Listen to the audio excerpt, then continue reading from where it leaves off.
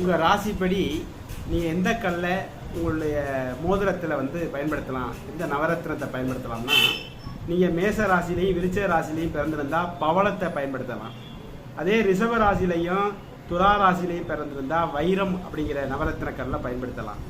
மிதுன ராசி கன்னி ராசியில் பிறந்திருந்தால் மரகத கல்லை நீங்கள் வந்து நவரத்ன கல்லாக பயன்படுத்தலாம்.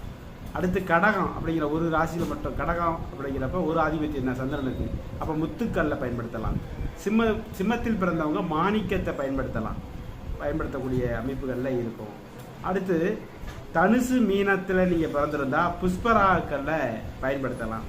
மகர கும்பத்தில் பிறந்திருந்தா அதில் வந்து மகரத்துக்கு வந்து நீலக்கல் என்றும் கும்பத்துக்கு இந்திர நீலக்கல் அப்படிங்கிற கல்லை பயன்படுத்தலாம். இந்த நவரத்தின கற்களை வந்து சில நேரங்களில் போலியாக இருக்கும், டூப்ளிகேட்டும் இருக்கும். அதை கல்லை அணுவ ரீதியாக விட்டவங்க தான் கண்டுபிடிக்க முடியும். அவ்வாறு